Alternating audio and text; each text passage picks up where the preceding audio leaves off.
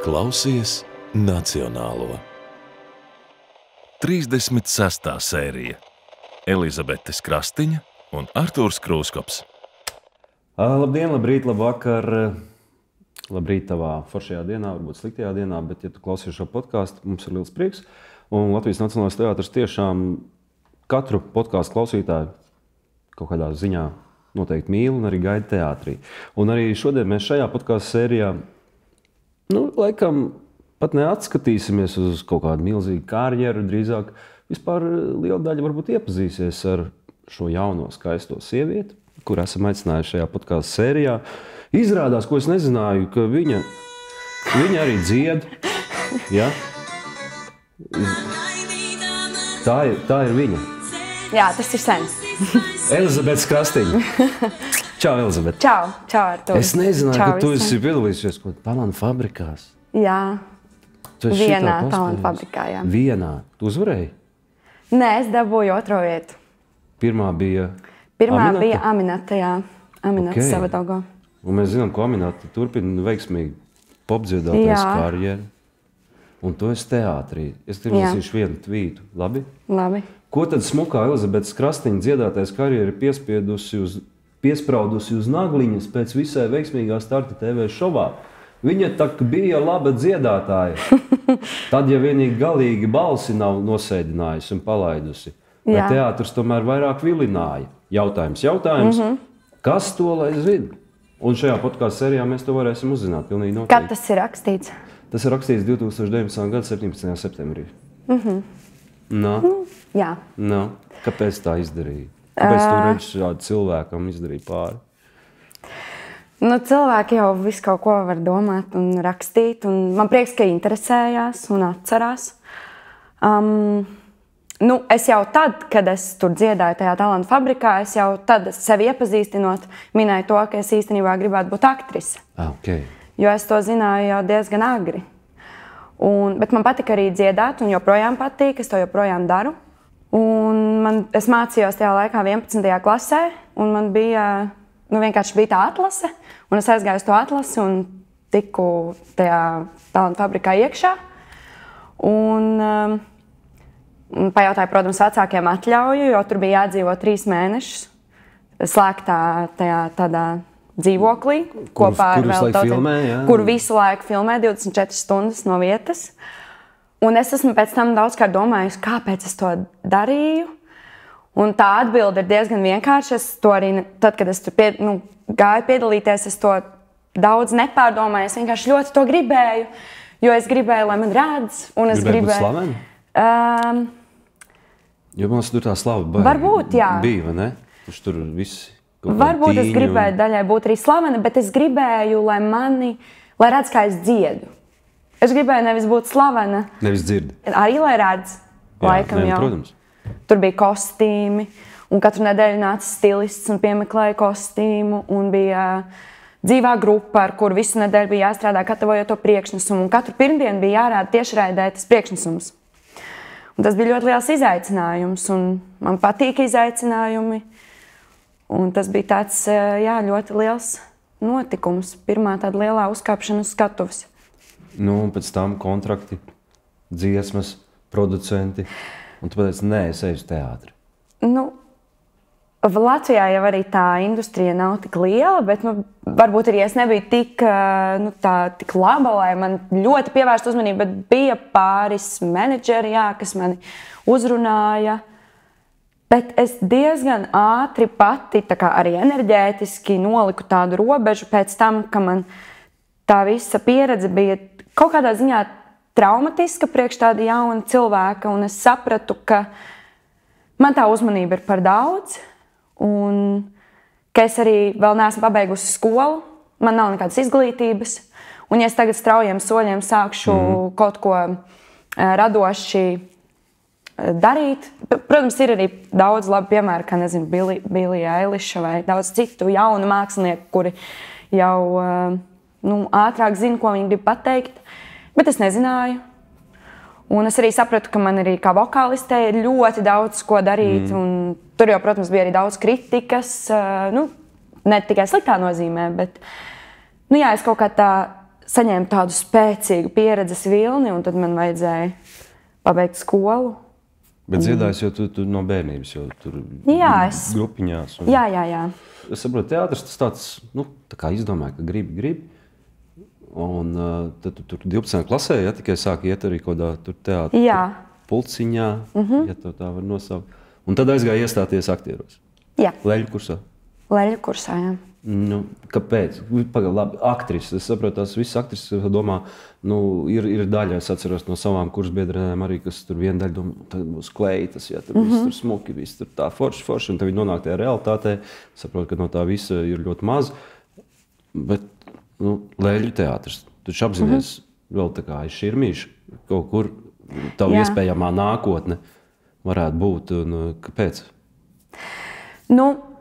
Es esmu diezgan, es tagad varbūt sev nepalīdzu ar to, bet es vienkārši to apzinos un es arī nekaunos to atzīt. Kā jau katrs cilvēks, vairāk vai mazāk, man ir kaut kādas narcistiskās iezīmes, kas arī lielā mērā ir šīs. Viņam ir jābūt šajā profesijā. Jā, un tas ir tas, par ko tu runā, ka tu vēlies, lai tev uzvelk skaistu kleitu un lai tevi redz un dzird. Bet es arī zinu, ka ne jau tajā ir tas skaistums, un ne jau tajā ārējā ir tas arī dzīves skaistums un darba skaistums. Galvenais iemesls tomēr, kāpēc es izvēlējos šo profesiju, ir, jo man ļoti patīk cilvēki.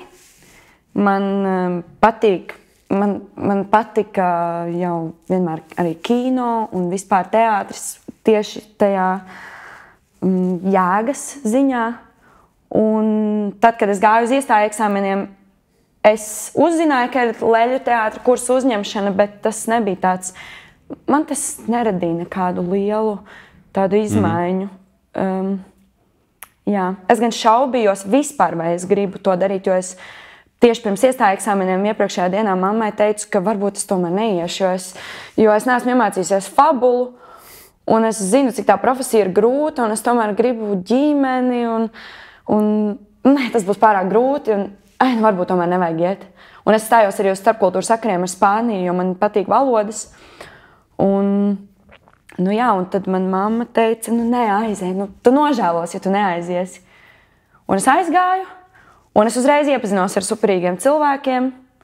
Es satiku savus kursa biedrus, es viņos iemīlējos. Un tā es kļuvu par daļu no šīs pasaules. Es tev aizdomāju, Nacionālais teātris nav teātris, kurā ir visvairāk leļu kursu beigušie aktieri? Neskaitot Leļu teātru. Ir Mārtiņš Brūvers, Marija Bērziņa, tu, varbūt vēl kāda. Tā varētu būt. Es tā pēkšņi iedomājos. Kas bija tavs skolotāji? Sākumā man aktiermeistrības pasniedzēji bija Gruzdovs un Roga. Un tad mums nomainījās uz Elmāru Seņkovu. Un viņš arī palika tāds mūsu. Ja mums nebija kursam tāds izteikts meistars. Bet beigās tomēr Elmārs ieņēma šo lomu. Bet mums bija dalīta tā aktiermeistrība. 50% laika bija no aktiermeistrības nodarbībām bija parastās aktiermeistrības, tā teikt. Un otri 50% bija leļu meistrība, kur bija Ģirts Šolis, un Vija Blūzma, Laila Kirmuška, Aleksandrs no Leļu teātra arī. Forši cilvēki tev ir bijuši. Jā. Pasniedzēji, spēcīgi. Kā ir, kad tavs pasniedzējs tagad ir tavs, jāsaka, vadītājs, jā? Jo tu atnāc uz teātri šeit, sāk strādāt, kad Elmārs vēl nebija šeit, un pēc tam Elmārs atnāc, priecājies? Ļoti. Jo viņš mani pazīst. Es tā domāju, daļēji. Jā, es domāju, ka viņš mani redz. Un es domāju, ka es esmu arī ar viņu izgājusi cauri kaut kādam tādai attiecību, kā mēs iepazināmies un kā es viņu uztveru kā pasniedzēju un cik ļoti es gribēju arī sevi pierādīt. Un kaut kādā mirklī mēs tur visi šajās studijās salūzām un salikām sev atpakaļ pa gabaliņiem kopā. Un es domāju, ka viņš to ir vērojis, un tāpēc es viņam uzticos. Cik pati tu sevi pazīsti? Arvien labāk. Es teiktu diezgan straujiem soļiem pēdējā laikā. Bet agrāk es sevi, pirms kādiem gadiem, 4, 5, es ļoti plūdu pa straumei, un tas ir ļoti svarīgi, man liekas, lai cilvēks sevi tomēr pazītu. Tas domājas par tā lietu, par kaut kādu savu spēju, amplitūdu. Ko tu varētu izdarīt? Sapņojos, nezinu. Vai tu domā, to, ko tu šobrīd esi izdarījis šajā profesijā, tā man tāda, jā, viss ir labi, bet kad kaut kas tāds, kas ir vēl augstāk, un es domāju to režisoru sakarā, ka, brīžiem režisors mūsos redz kaut kādu vienu lietu, un viņš viņu tā kā eksploatē uz skatuves, un tā kā, šī mums ir mīlētāja, un tā, bet izrādās, ka tevī pašā iekšā grūst pilnīgi kaut kas cits, un ka tu labprāt būtu, nezinu, ragana, tur numur 1. Kas ir tas, ko varbūt režisori tevī nav ieraudzījuši šobrīd, bet tu pats zini, ka tevī tas dzīvo? Es domāju, ka es ticu, ka man piemīt liels spēks, jo es zinu, ka es varu būt ļoti vāja un ievainojama. Un pati sevi sagraut un pati sevi celt. Bet pat tad, kad es esmu sagrauta, es varu kāpt pāri visādām robežām un darīt kaut kādas neprātīgas lietas. Piemēram, es nedomāju, ka režisori to manī nebūtu pamanījuši, jo es savam vecumam jūtos gana pamanīta. Es domāju, ka man ir ļoti daudz labas iespējas tikušas dotas, un es viņas esmu izmantojusi. Bet tomēr, ir tas, kamēr tu runāji, es iedomājos par to, ka, piemēram, man bija jāspēlē ir tagad Debesjumā Salī Popija. Un tad, kad es izlasīju šo lugu, es domāju, kā es vispār kaut ko tādu nospēlēšu, kā es to izdarīšu, kā tas būs traki. Man būs jādara lietas, kuras es nezinu, kā izdarīt. Un es, godīgi sakot, joprojām meklēju, kā viņas izdarīt, un es to lomu vēl veidoju, lai gan jau ir bijusi pirmizrāde. Un tad gāja viss tas process, un es kaut kā mēģināju saglabāt pēc iespējas lielāku mieru, un saslēdzos ar savām dziņām, kas, man liekas, šajā lomā ir ļoti svarīgi. Un tad, kad pienāca pirmizrāde, un tagad ir pagājušas dažas pirmās izrādes, man ir kaut kā tāda sajūta, ka es zinu, ka es ieguldīju lielu darbu. Un tajā mirklī, kad es to darīju, es jūtu, ka es ļoti sevi tērēju. Bet tagad man liekas, ka kaut kādā ziņā, ka tas ir palicis par kaut ko mazu.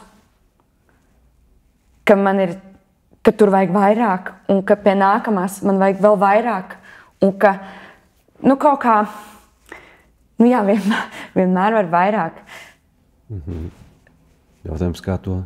Bet kā tu veido savus lomas? Tu labi izlasīji Saliju, izlasīji pirmā ainā asiņainu seju āmuru rokās.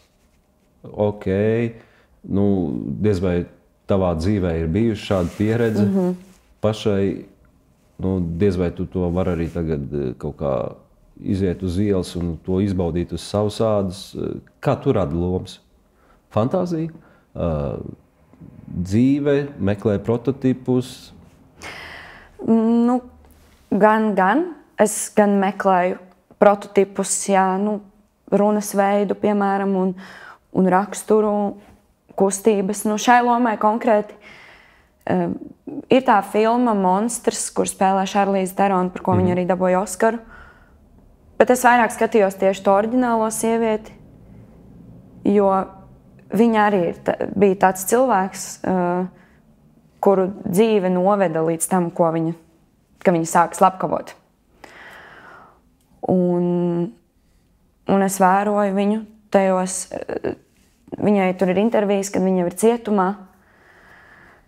Kā viņa runā ar tiem intervētājiem un pie kā viņa joprojām turās. Es vēroju šo sievieti diezgan daudz. Bet tas ir video. Es tajā laikā lasīju, piemēram, Jāņa Joņeva grāmatu Decembris, kur ir diezgan... Es tagad lasu tieši. Jā, un tur ir tās asiņainās ainas. Jā. Tas man arī kaut kādā veidā palīdzēja veidot to, ka es tā kā pieradu kaut kādā ziņā arī pie tām asinīm idejiski, tāpat tas ir stingzinoši. Bet tad, kad man tās asinis, piemēram, uzlika virsū pirmo reizi, kad es gāju pilnā grimmā, man tas radīja kaut kādu sajūsmu un tādu spēku, kaut kur, tādu prieku un tādu, tādu sajūsmu. Bet, piemēram, kad es gāju garām gaitiņos citiem aktieriem, šausmas. Bet man pašai likās, cik forši. Un tad kaut kur, es nezinu, vai tas ir, kas gan ir pareizi, kas nepareizi, bet es diezgan daudz tās lomas kaut kā beigās tomēr saslēdzu ar sevi. Un zinu, ka manī ir kaut kāda daļa, kura varētu būt nonākt.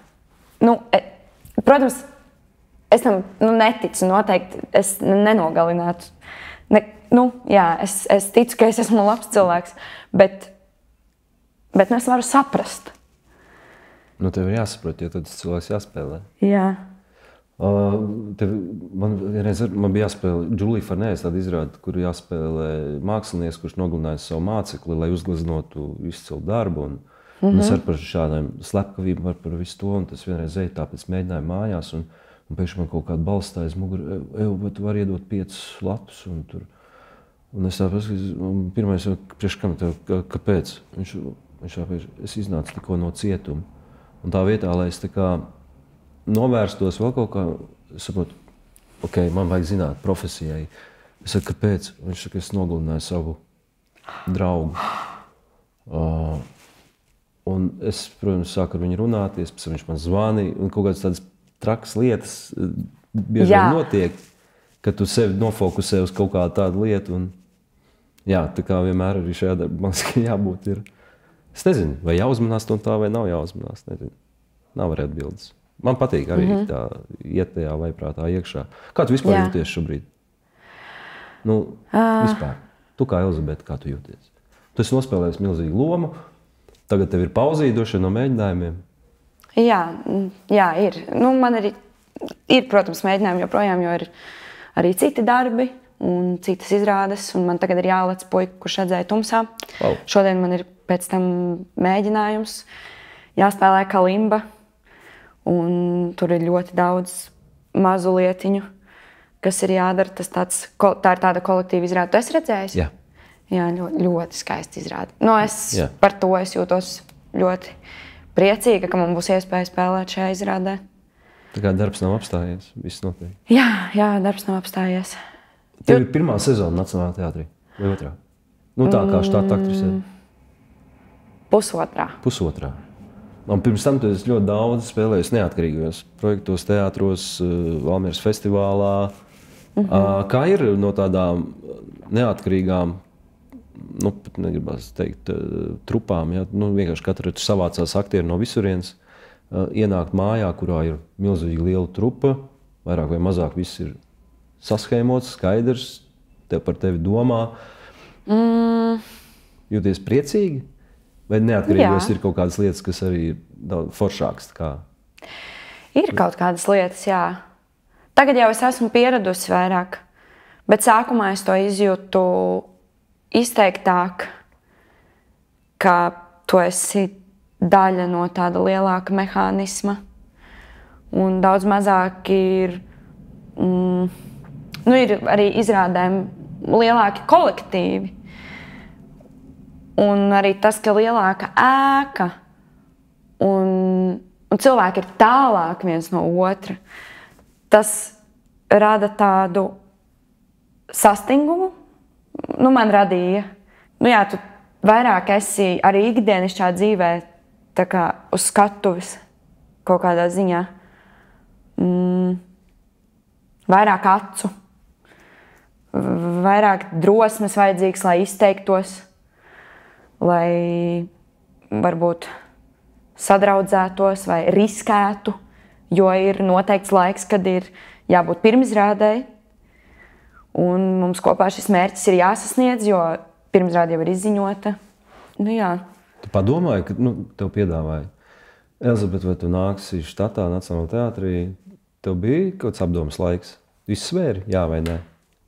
Jā, es izsvēru. Es arī šaubījos. Bet tajā pašā laikā es ļoti gribēju. Es šaubījos, es jau vairs tagad neatceros, kas bija tieši tie iemesli, kāpēc es šaubījos, bet tagad jau arī ir tā, ka man nav nācies daudz darbiem atteikt, bet bija viens darbs Ģertrūdes ielas teātrī, kurš man nesanāca, tāpēc, ka es biju noslogota šeit, arī superīgos darbos.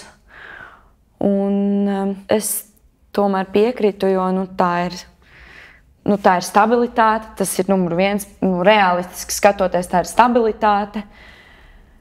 Bet arī tā ir tā, kaut kādā ziņā tā ir tā profesijas tāda klasika.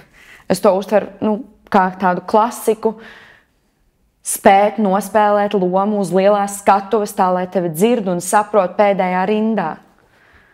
Un lai tu esi gana spēcīgs mentāli un fiziski, lai tu varētu performēt tad, kad tev vajag. Un tev nav izvēles. Tajā ir kaut kas tāda upurēšanās, un tas ir tas smagums tajā, kādēļ es arī laikam šaubījos. Vai ir arī atbildība lielāka? Es tā vienkārši domāju. Vai tev ir pirmizrāde uz lielās skatuves Nacionālajā teātrī, vai tev ir pirmizrāde, piemēram, Ģertrūdes teātrī? Jā, noteikti. Bet es to kaut kur tā apslāpēju. Es ar to, man liekas, neapzināti cīnos. Man vispār ir tāda tieksme, ka es gribu būt ļoti stipra. Un tad es man tas jādara, un es to darīšu, to izdarīšu, un tad viss maucam. Nacionālajā teātrī ir ļoti forši čaļi. Tā kā, ja tev kādreiz gribētu būt vājai, tu vari mierīgi Paldies. Arī pie manis atnākt un justies vāji. Tā kā nevajag vienmēr būt stiprai. Paldies. Mums ir jautājums no klausītājas, skatītājas Lindas. Mēs esam tiešraidē? Var tā teikt. Priekš katra cilvēka mēs esam tiešraidē. Vai tu atceries savus pirmos vārdus no Nacionālā teātra skatuves? Jā. Mēs gribētu viņus dzirdēt. Es drīkstu lamāties, ja?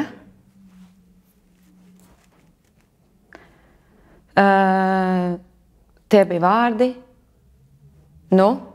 Piedirsām. Tas bija Valda Lūriņa izrāde Bišu māte un Vilkatis. Vai Vilkatis? Vilkatis, laikam. Jā, tie bija mani pirmie vārdi. Piedirsām. Tas ir ļoti labi. Tas ir ļoti forši. Jā, tas tāds... Un tajā brīdī tev vispār pat nojausma nebija, ka tu šeit būsi štata aktrise. Jā. Varbūt bija nojausma. Protams, ka es jau gribēju, cerēju, jā, un sapņos redzēju šo vietu. Un tā... Klau, tu esi jauns cilvēks, jauna māksliniece. Manuprāt, tu vēl diezgan objektīvi spēji paskatīties, un varbūt, iespējams, es vairs tā nevaru. Kā tu redzi vispār Nacionālo teātri? Šobrīd, kā tu viņu saskati? Tā iekšēji. Es runāšu to, kā es to redzu. Varbūt pēc tam arī savādāk, bet jā. Pirmkārt, man liekas, šeit strādā ļoti forši cilvēki. Te ir ļoti forši aktieri. Te ir ļoti profesionāli aktieri. Te ir ļoti izpalīdzīgi cilvēki. Jā. Un tā ir Nacionālā teātra bagātība. Man tā šķiet. Teātris arī, man liekas, ir tādā pārmaiņu laikā, jo mums ir jauns mākslinieckais vadītājs. Un vispār pēdējos gados ir mainījusies gan vizuālā identitāte. Tā kā ir kaut kāds tāds pārmaiņu laiks, es domāju, viss ir kārtībā. Teātris strādā. Protams, ir šī brīža tas pasaules fons un Ukrainas karš. Un mums ir arī kā teātrim, kā valsts teātrim jānes kaut kā tā sabiedriskā doma. Un, tā kā, jā, ir ko darīt. Un... Pārmaiņu laiks. Nu, katram māksliniekam, ne tikai ēkai vai mājai, teātrim, ir kaut kāds pārmaiņu laiks, kad notiek kaut kāda, tad vai nu mainās uz augšu vai nu uz leju. Ja? Kur tev gribētos redzēt? Nu, tagad mēs tur mainamies. Kur aiziet Nacionālais teātris? Kā tev gribētos viņu redzēt pēc tā? Nu, es, piemēram, pirmā izrāde, kas man šajā teātrī satrieca labā nozīmē, bija Vojceks. Un kaut kur man šī izrāde ir palikusi, man personīgi, kā tāda šī teātra tāda, nezinu, balss vai ambīcija, nu, tā temperatūra, kādā bija tā izrāde. Man liekas, ka Nacionālajam teātrim ir jābūt ļoti jaudīgam un ir jācīnās par cilvēciskajām vērtībām, bet tas ir tāds atbildi, kas varētu būt īstenībā jebkuram teātrim.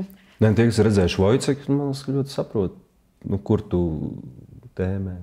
Jā, nu, tur ir kaut kāds tāds... Provocējošs, jā, skaļš, jēgpilns. Jābūt ir drosmīgam. Tu redzēji izrādi Veceni?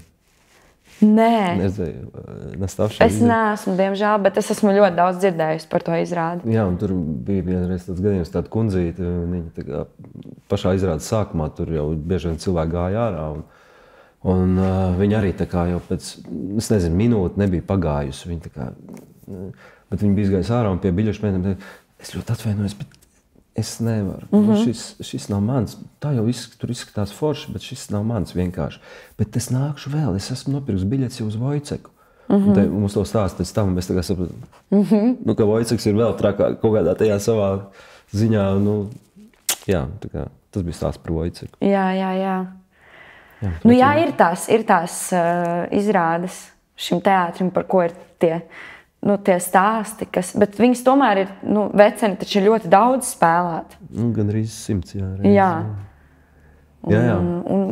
Jā, man arī gribas piedalīties tādās izrādēs. Bet tādas jau, vienalga, vienmēr jau viņas tādas nav, manuprāt, bet tā kā gadās tas forši.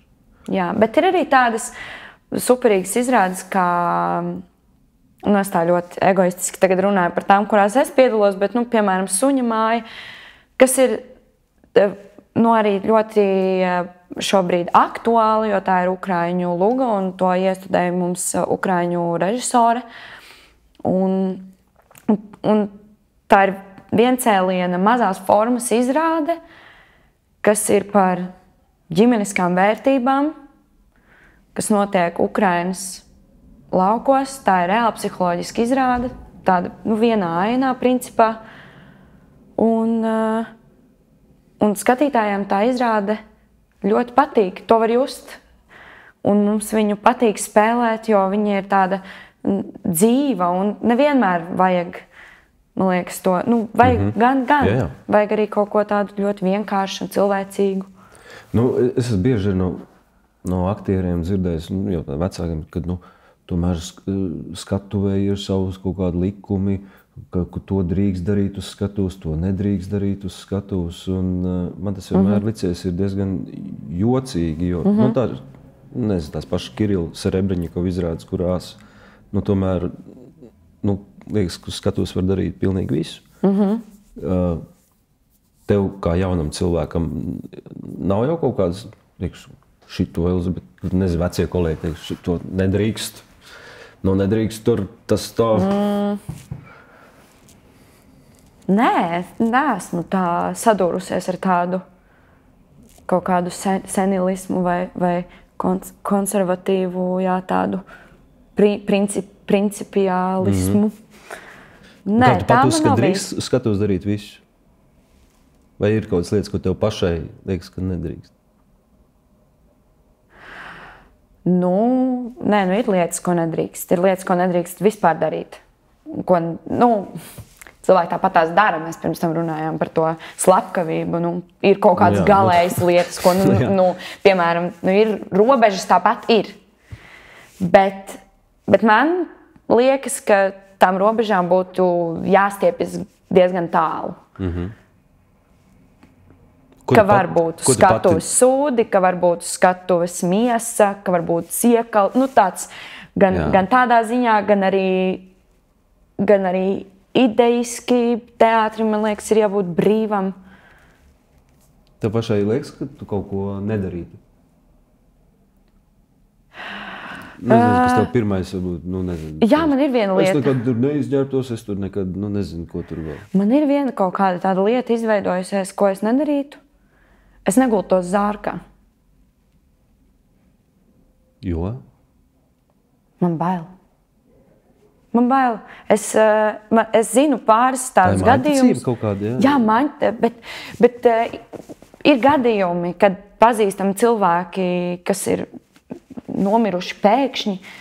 Kaut kur ir tāds, vai viņi kādā filmā, vai viņi ir nesen pirms pāris gadiem vai pirms gada iegulušies tajā zārkā, un man tas kaut kā ir izveidojies tāds, kad es to sapratu, ka tas cilvēks, kur viņš iegulās tajā zārkā, un tagad viņš ir miris, un man vienkārši ir pret to bloks. Varbūt es to kaut kad pārvarēšu, bet varbūt arī nē. Es domāju, ka varbūt nē, jo tās ir tās bailes un nāves. Bet tur tieši tāpat, es iegulos zārkā,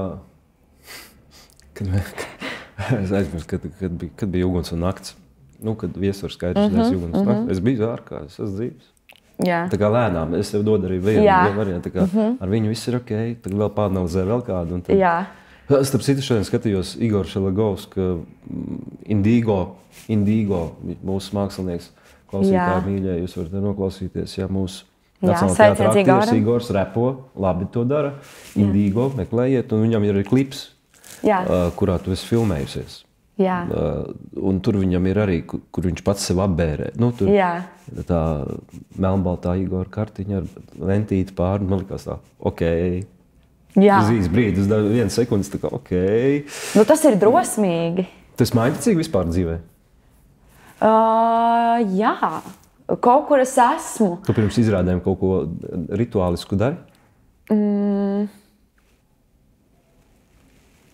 Tādu, ka vienmēr es to daru, tādas lietas man nav, nē. Dažkārt es mēdzu, mums bija tāds vingrinājums pie Zanes Daudziņas, ka mēs tā kā rādam visbiedējošāko seju, kādu mēs varam. Tāds tā kā. Un tad, lai tā kā savienotos ar to savu tādu neapturamo kaut kādu būtni, tad es tā uz sevi tā paskatos. Ir visādas lietiņas, kā es sevi noskaņoju. Ko tu uzskati sevi par spēcīgākajām īpašībām?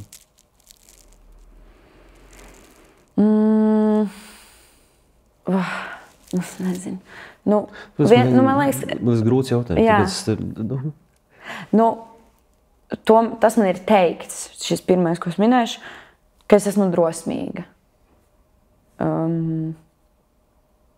Es tiešām esmu drosmīga, un es esmu arī pārgalvīga. Tā ir tā ēnas puse šai labajai īpašībai. Jo es bieži dzīvē esmu nonākusi situācijās, kurās man liekas, ko es daru? Man ir jātiek no šejienes prom. Un citādi man vienkārši, kad es esmu varējusi pārkāpt visādas robežas, kuras kaut kāda iemesla dēļ es neesmu sapratusi, ka ir vajadzīgas dzīvē. Un tajā slēpjas gan kaut kāda drosme, gan pārgalvība. Un tas ir devis man tādas pieredzes, kuras, es domāju, kāds piesardzīgāks cilvēks, kurš varbūt tā kā nav tā apdedzinājies, un tas viņam ir, man prieks par viņu, ka viņš nav apdedzinājies, un man sāp, ka es esmu, bet es varu ar to kaut ko darīt. Es varu to kaut kur ielikt, es varu to atcerēties, un tas, jā.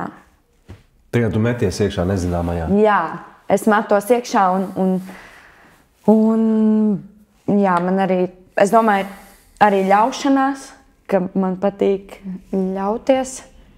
Kā tu režisoru idejām ātri ļaujies? Nu, es pats zinu, es esmu nošķiņ, laikam, es par sevi varu teikt, es ļoti ātri ļaujos, vienkārši aiziet. Un, piemēram, redzot arī daudz kolēģi ļoti ilgu laiku, piemēram, ļoti neticīgs, ka, nu, tā kā iet to ceļu līdzi, un tad vai nu beigās notic, vai arī tā nenotic līdz galam. Jā. Tu esi gatavi iet pirmajā rindā ar režisoru trako ideju? Laikam jā. Vairāk jā nekā nē. Nu, jā, man nav bijusi tāda pieredze, kad man negribētos iet. Forši, tas ir labi. Jā.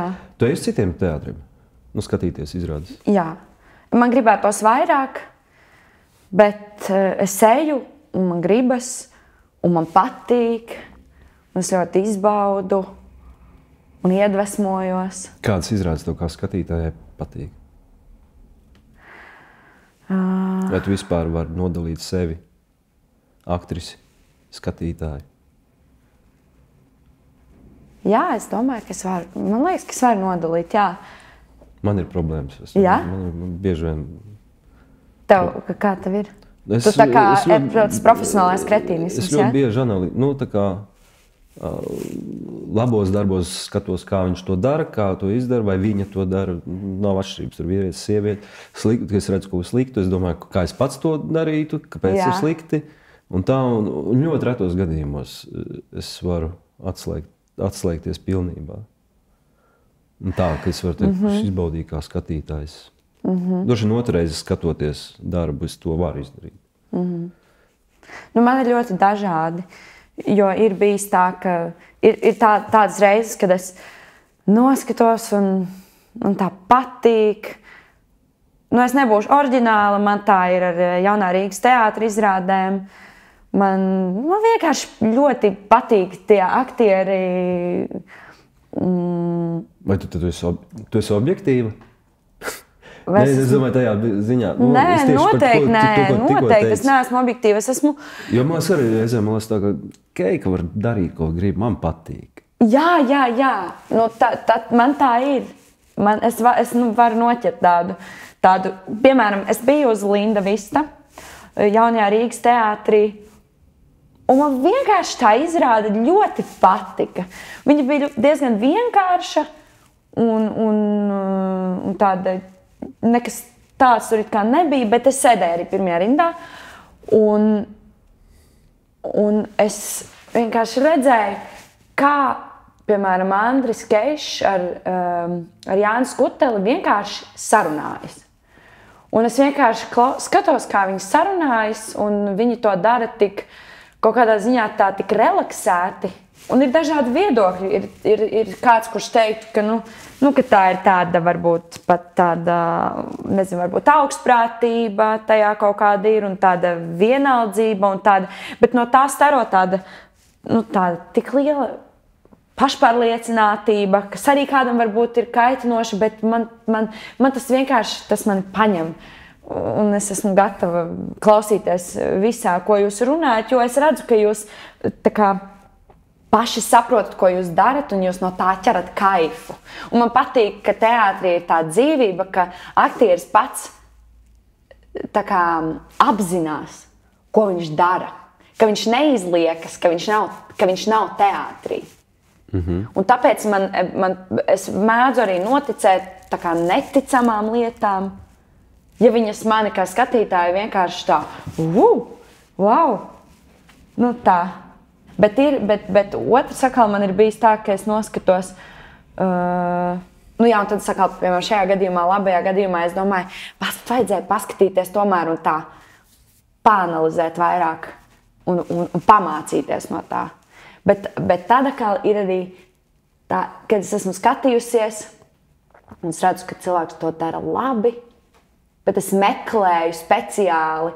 Nu, man ir grūti, jo man kaut kur ir tāda skaudība, un tad es tādu, jā, bet kur viņš tur, viņš to es varēju kaut kā tur, nu, kā es to, nu, jā, bet, nu, Man viņš tā, es Maskavā noskatījos vienu izrādi ar Mironovu, tā, ka vienkārši jāiet prom no teātra. Jo skaidrs, ka tā nevar. Jā. Vienkārši ģeniāli, ārprātīgi skaisti. Jā. Un tagad, kad tu saki mazliet tā kā viss sevis kaut kāda nicināšana, liekas, ka ģēnijus. Un es domāju, es nākamajā dienā aiziešu vēlreiz to izrādi, sapratīšu, kā viņš to dara. Un es aizēju nākamajā dienā, un vienkārši pat nav trešdaļa no tā ģenialitātes, kas bija vakar. Vienkārši sūdīgi spēlēja, tā ka tiešām slikti. Un es saprotu, viņš arī ir tikai cilvēks. Kā mums jau ir tas pats, ka vien vakar vienkārši izcili izrāda un nākamajā dienā liekas, būs tikpat, un nav. Un tas tomēr dzīve profesija. Jā. Bet tev pārsvarā izrādes skatoties patīk. Es tā sapratu. Ir tā, ka tev ritīgi Nē, ir bijis, bet es neatceros. Bet ir bijis tā, jā. Un ir bijis arī tā, ka es zinu, ka izrāde ir laba, bet viņa man nepieskarās. Tas bieži vien, kad mēs zinām, ka ir laba, un tu tā kā saceries, un tā ej. Jā. Kur tu vispār smelies iedvesmu?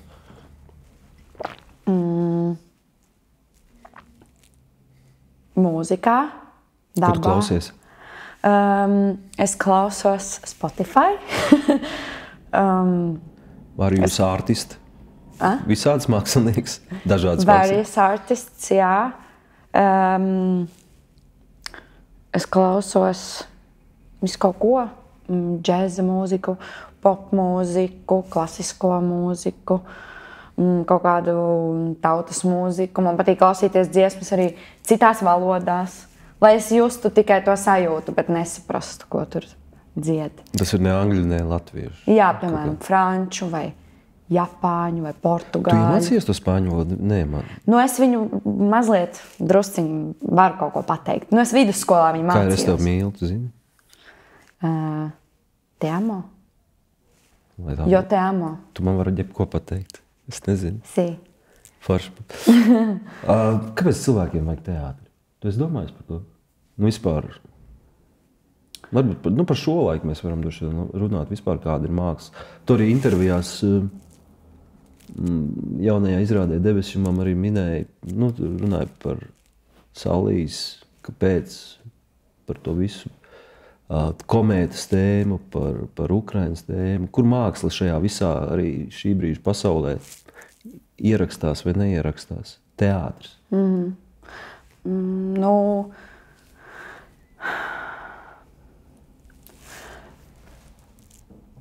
Tā, tur ir tādas dažādas daļas.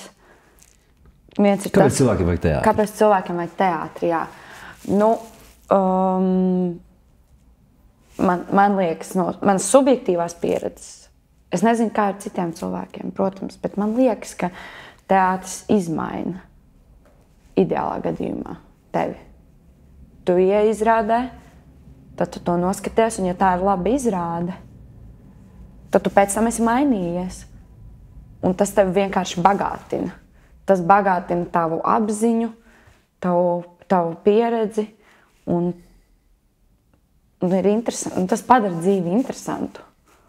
Viņa jau tā ir interesanta, bet varbūt nē. Varbūt kādam dzīve ir vienkārši garlaicīga un apnikusi, un ir tāda rutīna. Un tad tu aizēji uz teātri, un tur ir izrāde par to rutīnu, piemēram, bet tu to ieraugi tā kā no malas un sajūties, tas bija tāds primitīvs piemērs, bet sajūties vienkārši kaut kā, ka tomēr uz to var paskatīties arī tā. Varbūt tas cilvēks te izrādē varētu būt es. Tāpat kā ar kino. Man patīk, Instagramā ir tie rīli. Es nezinu, kā to latviski pateikt. Tie video īsie. Jā. Un tad ir viens tāds puisis, kurš taisa tādus tos video, un tad viņam ir tāds viens, kur viņš iznāk no kinoteātra, uzliek brilles, un kad tu izēj no kinoteātra, es noskatījos filmu un jūties kā galvenais varonis. Un tā ir pa ielu, un tev viss ir tā kā tu saproti, jā, tad esi uz brīdi pats tā kā aktieris, kā cits cilvēks. Un mēs, jā. Mums bija tikko Pinokio izrāde, un Kārlim viena dāma atnesa ziedus ļoti daudz, un kā pateicība par to, ka viņa bija redzējusi pirms daudziem gadiem Valmieras teātrī, manuprāt, Pinokio, un viņai ir reāla trauma. Jo tas Pinokio bija zeķibiksēs, laikam, un tur vēl viņa ir reāla trauma tāda no tā. Un, ka šis Pinokio, kas ir mūsu teātrī, esmu beidzot izdziedējis to traumu. Tā kā reizē mēs varam arī ar savu mākslu, cilvēkus iedzīt kaut kādā citā. Bet es vienmēr esmu domājis par to, un es pēdējos kaut kādus gadus esmu nonācis pie viena secinājuma, ka, piemēram, ko mēs varam gribēt, lai mēs katrā konkrētajā vakarā mēs varam būt noderīgi tiem cilvēkiem, kas ir atnākuši ar savu darbu un ar savu izrādi. Katram droši vien pa savam, bet noderīgi. Un tā, man tas tā patīk. Tā domāt. Jā.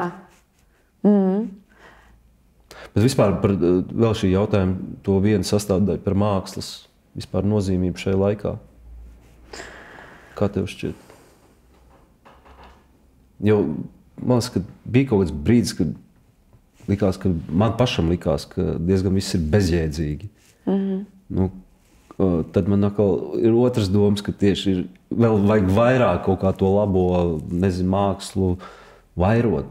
Jā, pilnīgi piekrītu tev. Noteikti vajag vairot un neapstāties, un, ja trūkst iedvesmas, varbūt apstāties un pameklēt, pasēdēt mierā, bet vienmēr jau būs cilvēki, kuri tāpat turpinās. Cilvēks tāpat turpina radīt un darīt un galu galā dzīvot. Un, man liekas, ja ir dzīve, tad jābūt arī mākslai. Un tā ir tāda saruna starp dzīvi un mākslu, ka tur, protams, ir arī tas sociālais un politiskais aspekts, un ko nozīmē māksla kara laikā, ir ļoti būtiski runāt ar cilvēkiem par to, kas šobrīd ir svarīgi.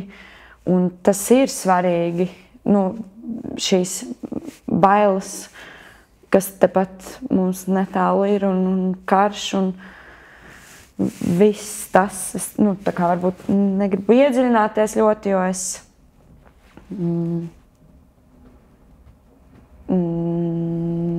nezinu, kā par to vispār runāt un izteikties. Tas ir tik traki, ka tas notiek. Un ka vispār pasaule tāda ir. Un tas ir jārāda, un par to ir jārunā. Un tikai tā, noteikti ir vajadzīgi. Bet tu teici, ka tev bija kaut kāds mirklis, kad tev likās, ka nav nekādas jēgas. Jā. Kāpēc? Jo apkārt viss ir daudz spēcīgāks emocionāli un arī, protams, fiziski nekā tajā, ko var... Teātris var dot emocijas pirmkārt, un ja apkārt viss ir daudz spēcīgāk, likās, ka tu vienkārši... Tas viss ir ļoti mazi. Maziņš, tas, ko mēs darām, un tā... Un tad tu tomēr saproti, ka nē. Bet tas pašam priekš sevis, nevis priekš skatītājiem. Jo skatītājiem, cilvēkiem, kas nāk, skatās, un arī man kā skatītājiem, tas ir vajadzīgs. Un to es tikai pēc tam saprotu, kad aiziet tu skatīties, un tu saproti, ka jā, vajag tās emocijas dabūt tomēr, un lai to prātu galīgi vienkārši neuzspridzinātu sevi. Jā, cilvēkiem to vajag, man liekas, arī tad, ja šķiet, ka nē. Parunājam par kaut ko jauku. Labi. Pastāst par savu ideālo vīrieti, nē, bet par savu ideālo partneri. Savu ideālo partneri? Kāds ir tavs ideālais partneris? Skatuves partneris. Protams. Mums ir nopietns raidījums. Jā, par profesiju. Mans ideālais partneris ir tāds, kurš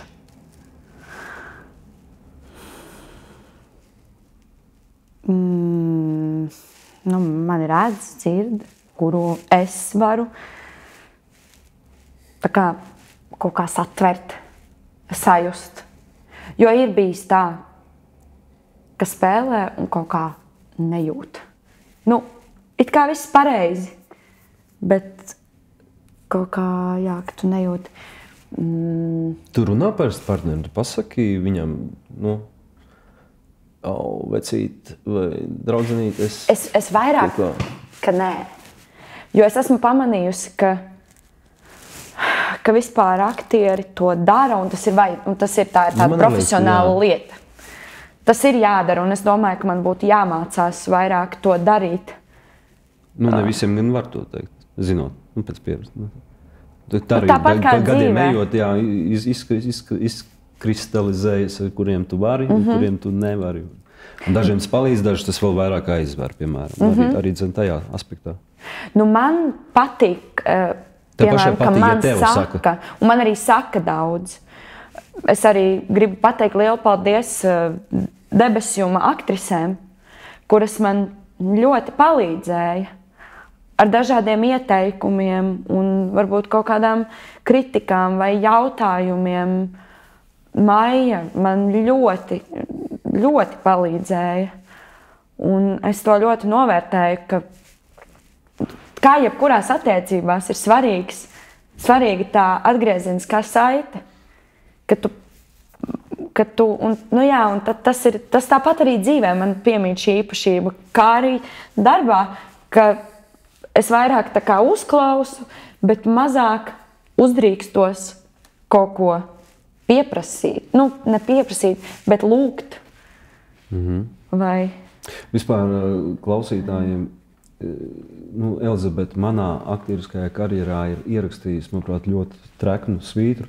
Un es domāju, neviena cita aktrise to nespēs vairs pārspēt, jo viņa, principā, pusotras sezonas laikā ir nospēlējusi gan manu meitu, gan mīļāko, gan sievu.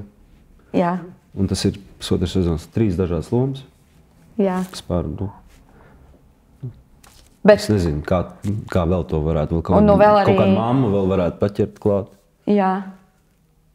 Nu, tā kā ir vēl, principā, potenciāli ir iespējas to pārspēt, bet man liekas, ka diez vai tā.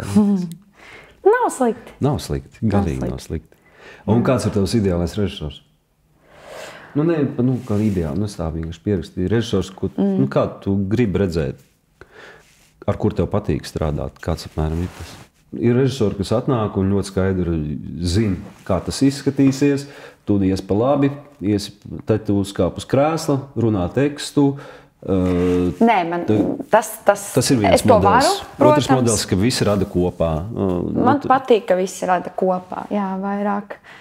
Man patīk, ka runājās arī aktieri savā starpā, un režisors pastāst kādu stāstu, un aktieri izstāst kādu stāstu, un tad, ka kopā tā kaut kā veido to pasauli.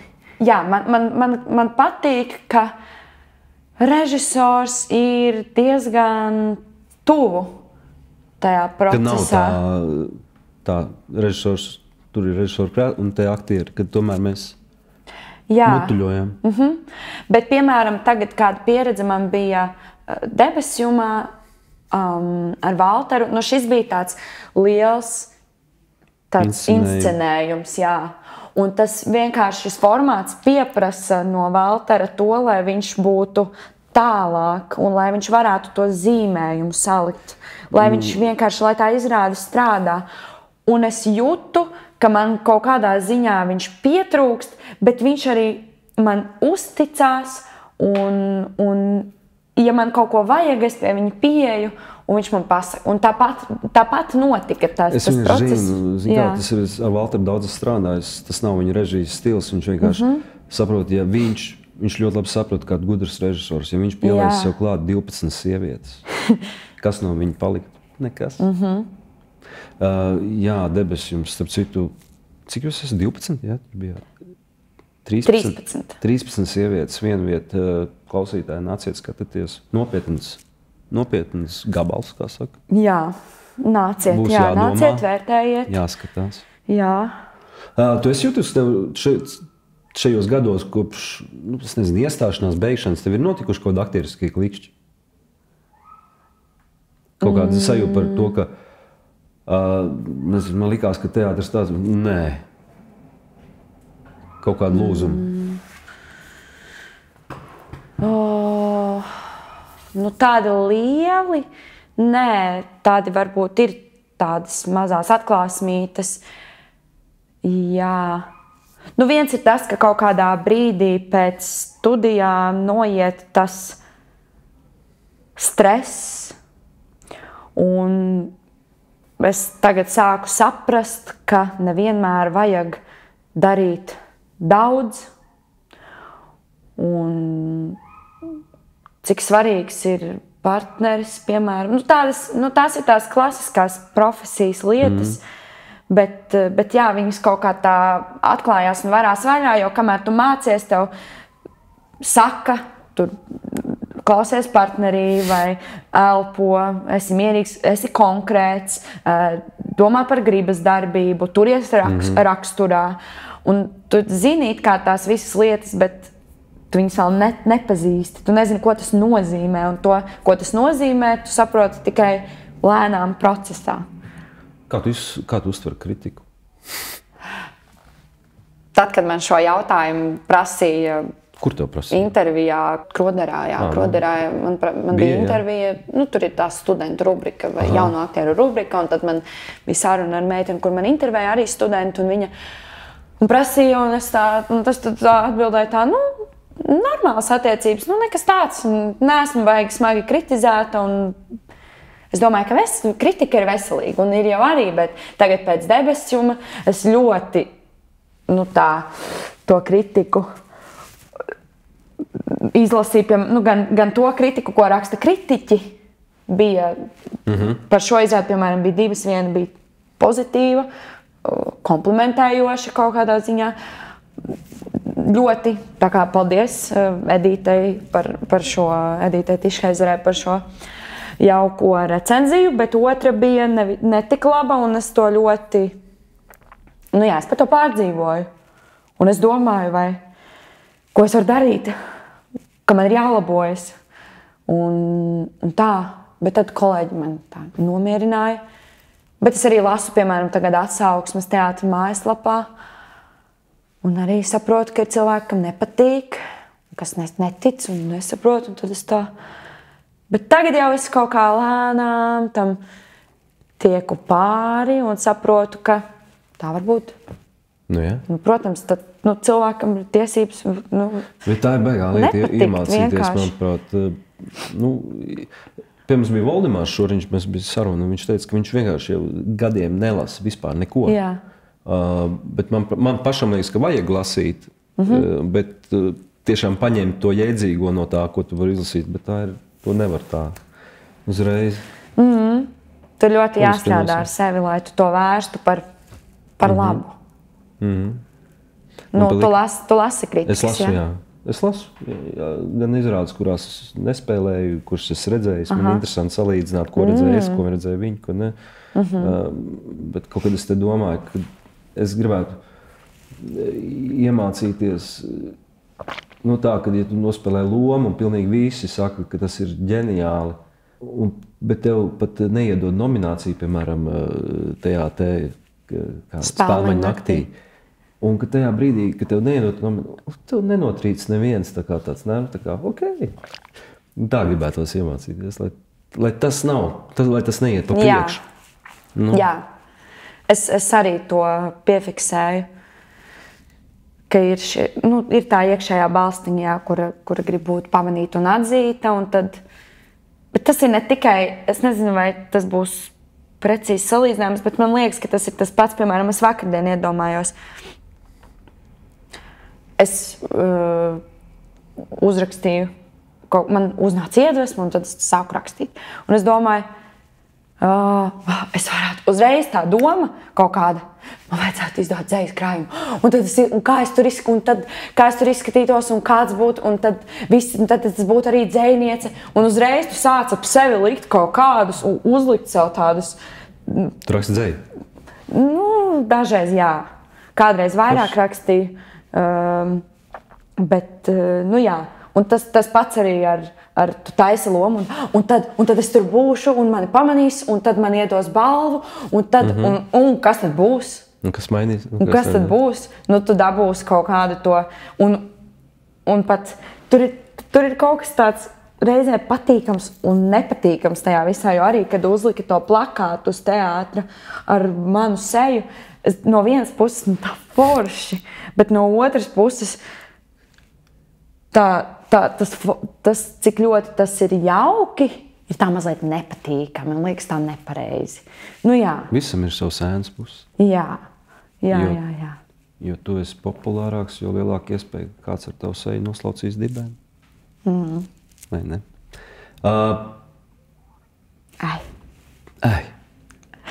Pēdējais jautājums. Ar ko Nacionālais teātris atšķirās no citiem teātriem?